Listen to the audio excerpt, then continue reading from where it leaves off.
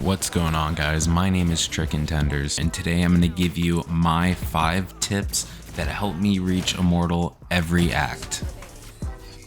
So the first tip is about aim and movement. So these are the general rules that I have when I'm going into a gunfight. So anywhere from 20 meters and up, my rule is to get comfortable with shooting 2 bullets and strafing and still keeping your crosshair in the same place. Something like that. And then from about 10 to 20 meters, maybe 25 meters, what I like to do is I like to shoot 2 shots, strafe, and then crouch spray. And then inside 5 meters, you guys are free to run and gun. I'm hitting most of my headshots here. And this brings me into my next tip, which is learning the best way to practice. The best way for me to practice is when I'm in a deathmatch.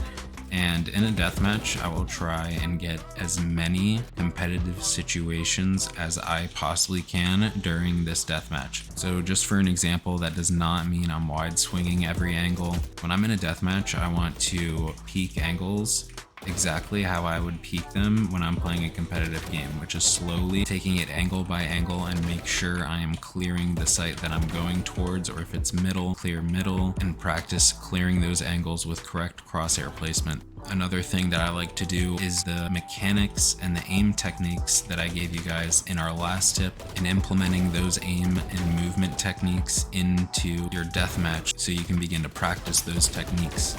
Now for my third tip, and this is going to seem very basic, but Valorant is a team-based game, and I feel like everyone needs to learn how to play with their team more. So if you guys are caught in one of these lobbies where you guys have shy teammates, I want you to take the role of an IGL. Do not be afraid to speak up for you and your team to execute a plan. In my games, I like to have a plan before each round starts. This is a quick example of how you guys can play with your teammates and use their abilities as your own.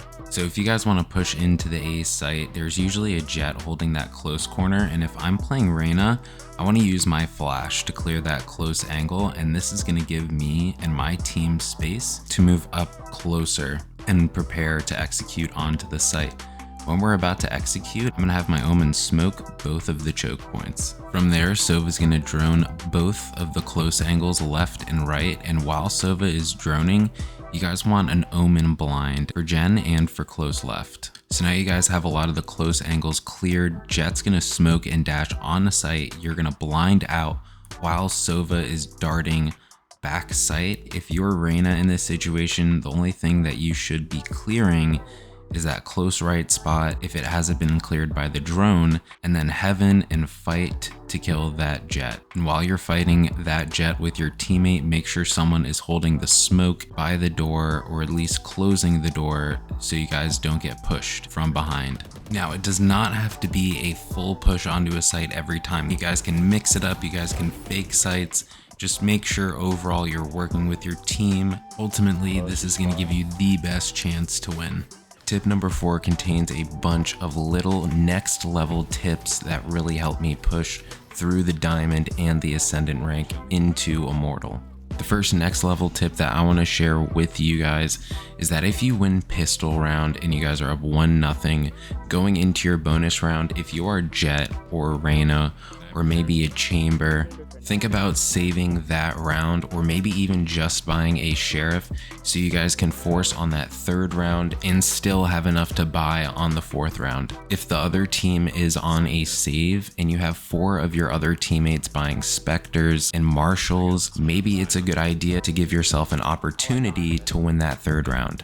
If you guys feel like you're getting rolled or just cannot execute a site at all, try and take the beginning of the round to find out where different people are around the map. Once you have a general idea of who's playing where on the opposing team, try and play to their weaker side. Like if there was a KJB on Ascent and he was their top fragger and we just couldn't execute on the site, I would take that time to start rotating to mid to begin my execute onto the A site, or I would fake that site while my team is lurking up either mid or A, trying to find a pick. In my 5th tip, I'm going to be talking all about agents. So you don't just want to get comfortable with 3 or 4 agents, you want to master 3 or 4 agents in order to get to Immortal. And whenever I'm trying to learn how to master 3 or 4 different type of agents, I like to have these agents diverse. I like to have maybe 1 or 2 sentinels I'm comfortable with, a duelist, and then 1 or 2 initiators that I really feel like I can play in an Immortal lobby. Another thing I want to say is don't be afraid to insta-lock. When you guys go into a game and you guys have a terrible insta-lock already, and then you guys go into the next game and nobody wants to insta-lock a duelist, the person that's going to play duelist in that game is probably going to suck too, which is why I feel like it's really helpful for you guys to have the confidence to insta-lock a duelist. Now, even after all of these agent tips, I still needed help to get to that next level, which is why I have a bunch of these videos showing you guys walls, tricks, and lineups to master these agents. Thank you guys so much for watching this video. All of these tips really helped me push through all of the ranks into Immortal. Hope you guys enjoy the grind. Peace.